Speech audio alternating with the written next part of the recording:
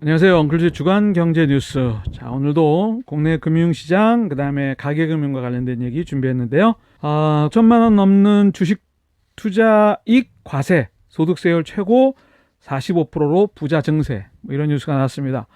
제가 지난번에도 한번 말씀드렸듯이, 재난지원금 받고, 정부가 이렇게 우리한테 좋은 일을 해주네. 언젠가는 그 뒷감당을 우리 스스로가 해야 된다고 했는데 이제 그 구체적인 방법론이 나오기 시작했습니다.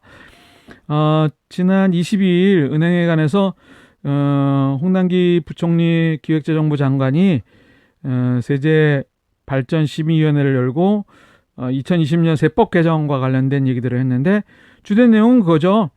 지난번에 얘기 나왔던 주식 투자 이익에 대해서 세금을 부과하는데 조금 더 문 대통령이 얘기를 하니까 완화된 걸로 그다음에 초고소득자에 대한 소득세를 올리는 이런 얘기까지 함께 얘기가 나왔습니다. 그다음에 영세 자영업자들에 대한 부가가치세나 간이세액, 소득공제 한도 이런 것들을 좀 혜택을 주면서 기업에 대한 투자 이익도 투자세액 공제도 좀 확대하면서 이렇게 조금 기업이 일할 수 있는 분위기, 그다음에 조금 경제적으로 좀 어렵고 서민들한테 유리하게 하는 반면 그 최고 세율 45%면 주민세 4.5%까지 합한다면 49.5%니까 50%에 가까운 세율이죠.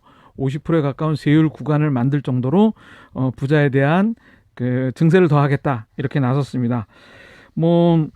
주식 투자에 대한 이득은 금융투자 소득으로 얘기를 하는데 2023년부터 상장 주식과 주식형 펀드 이런 투자에 대한 이득을 과세하는데 5천만 원, 연간 5천만 원. 그런데 이제 5년 동안 평균이죠. 예를 들면 올해 3천만 원, 올해 6천만 원의 투자이익이 생겼는데 세금을 내지만 내년도에 그 3천만 원밖에 이익을 못 봤다. 그렇다면 9천만 원밖에 이익을 안 본 거니까 2년 동안 평균 4,500만 원 이익을 본 거잖아요. 그러니까 5천만 원, 연도별 5천만 원 미만이기 때문에 기본 공제액에 해당되기 때문에 세금을 냈던 것까지도 다시 환급받을 수 있다. 이런 얘기죠. 그러니까 결국 더 그 큰 금액 가지고 수익이 나면 더 많은 금액을 이익 보는 사람들한테 과세하는 법으로 변경된 거지. 지난번에 2천만 원이었었는데 대신 투자 수익 손해 관계없이 팔 때마다 부여하는 거래세를 인하하겠다. 지금 팔 때 내는 세금이 매도 금액의 0.25%로 세금을 내는데 이걸 2023년까지 연체적으로 인하해서 0.15%를 만들겠다. 이렇게 얘기를 하고 있습니다. 과세 표준 10억 원 초과 구간에 대해서 이 소득세는 이제 누진 개념이거든요. 요만큼 벌 때, 그 다음에 그 위에 벌 때, 그 위에 벌 때, 그 위에 벌 때, 그렇게 해가지고 이제 누진적으로 점점 세금을 부과하는데 그 세금을 부과하는 구간을 최고 구간을 하나 더 만들어가지고 더 지금은 1,200만 원까지 이하까지 6%, 1,200만 원에서 4,600만 원까지 15%, 4,800만 원부터 8,800만 원까지 20%. 지금 7구간이 있는데 8구간으로 더 세분화해가지고 최고 세율 구간을 만들겠다 이렇게 얘기하는 겁니다.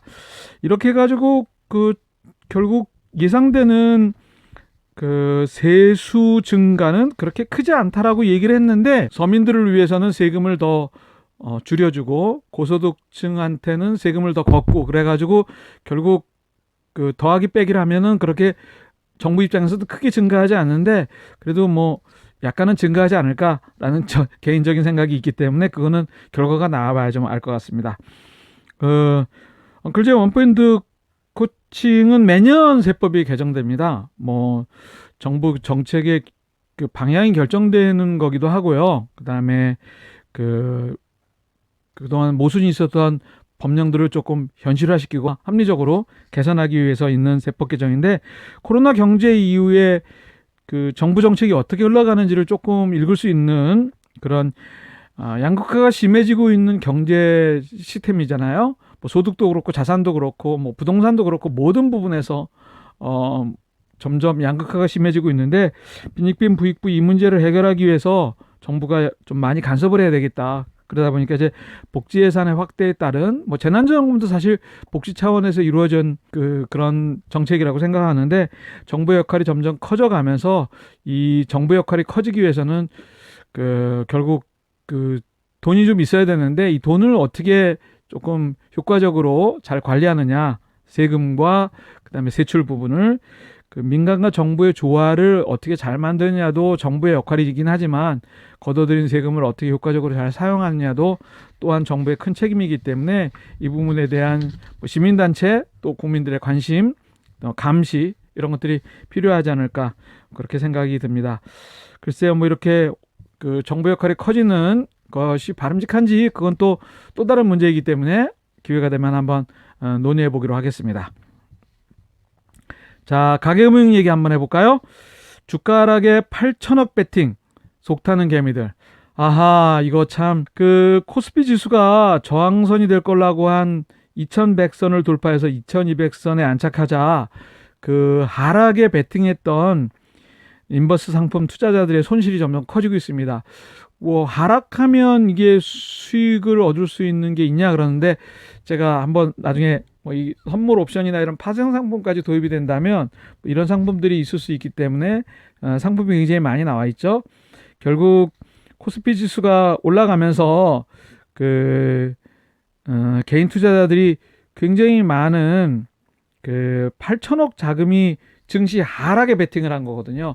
하락하면 수익을 볼 수 있는 쪽에 베팅을 했는데 올라가니까 이거 잠깐만 결국 하락하면 내가 수익을 얻을 수 있다는 말은 올라가면 손실이 난다는 말이니까요.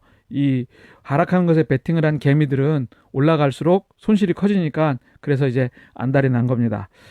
뭐 국내 시장도 마찬가지지만 해외 시장도 역시 마찬가지로 이런 인버스 ETF에 굉장히 많은 돈이 유입이 됐는데 글쎄요, 뭐 증시는 반대로 상승세를 계속 유지하고 있습니다. 나스닥 지수, 코스피 지수 6%, 2.8% 계속 한 달 동안 올라가고 있는데 증권업계는 앞으로도 이제 추가로 상승하는 여력이 있다. 더 올라갈 거다. 이렇게 예상하는 사람들이 많습니다. 왜냐하면 저금리 때문에 시장의 유동성은 많고 금리가 낮으니까 어디로 갈 거냐? 부동산 계속 억제 정책을 쓰기 때문에 결국은 증시로 갈 수밖에 없지 않냐라고 하는 어떤 금융 장세, 유동성 장세에 대한 예측을 더 많이 하고 있는 것 같습니다.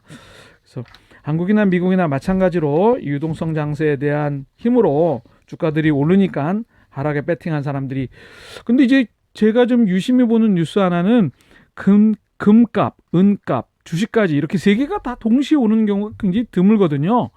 예를 들면 주식시장이 좀 오르면 미래를 긍정적으로 본다는 신호기 때문에 금값들이 좀 떨어지고 그 다음에 주식시장이 좀 떨어지면 이거 기업들도 불안하고 정부 정책이 불안하니까 금값이 오르고 이렇게 좀 반대의 금이 오르면 주식이 떨어지고 주식이 오르면 금이 떨어지고 이런 것들이 일반적이었는데 이번에는 금값 거기다가 은값까지 주식까지 다 급등하는 이런 조금 비정상적인 그런 자산 시장의 흐름을 조금 유심히 지켜보고 있습니다. 여하튼 미국 대선부터 포함해 가지고 유동성 장세의 과열 분위기가 확대될수록 속에서는 뭔가 거품이 더 커지고 있다는 거기 때문에 또 금을 선호하는 사람들도 그만큼 늘어난다는 거겠죠. 제가 걱정하는 거는 이제 잘 모르는 개미들은 주식시장에 달라붙어 가지고 손실을 볼 수 있고 부자들만 커지는 거품을 보면서 금에 베팅을 하기 때문에 금이 오르는 게 아닐까 이런 조금 불안한 생각을 하기도 하는데 조금 보수적인 그런 생각을 가져야 될 필요성이 있을 것 같습니다. 자, 앙클조의 원포인트 코칭은 주식시장하고 금은시장의 상관관계가 있다고 제가 지금 말씀을 드렸습니다. 경제기업 등이 긍정적일 때는 주식시장, 그 다음에 부정적일 때도 주식시장. 왜 조금 전에 말씀드린 하락할 때 수익을 얻을 수 있는 상품이 있기 때문에. 그런데 올라갈지 내려갈지 좀 의견들이 막 불분명하고 정책이 어떻게 나올까 이렇게 불투명할 때는 금시장이 굉장히 호황을 누리는데 지금 좀 다른 시장의 추세를 보이고 있다. 제가 말씀드린 뉴스의 주된 내용입니다. 국내 주가 예상과 다른 상승장은 미국도 마찬가지지만 결국 유동성 장세와 돈을 풀면서 각국 정부들이 저금리 정책을 썼기 때문에 지금 이런 일들이 일어나는 것 같은데, 결국 계속 오르면 불안한 상승이거든요. 이게 기업 실적이 좋고, 지금 아시다시피 코로나 때문에 전부 다 기업들이 실적들이 안 좋다고 얘기를 하는데 주식시장이 올라간다는 것은 이건 불안한 상승이다, 이렇게 얘기를 하는 거죠. 그러면 결국 아는 사람들은 이건 두려움이 확대되고 있다라는 거기 때문에 오히려 주식시장에 달려드는 것보단 금을 사는 게 좋다, 이렇게 생각하고 있다는 거죠. 금은 등 대체 자산을 선호하는 그 사람들이 부자만이 아니었으면 좋겠는데, 결국 개미들은 제약주 한 주, 우선주를 포함해서 제약회사 한 주를 잡았다가 하루에 30% 손실을 보는 경우가 일어나는 경우가 이런 경우일까 아닐까, 그런 생각을 좀 하면서 굉장히 걱정스럽게 여러분들한테 뉴스를 전해드립니다. 자, 엉클조의 주간 뉴스는 여기까지 전해드리겠습니다.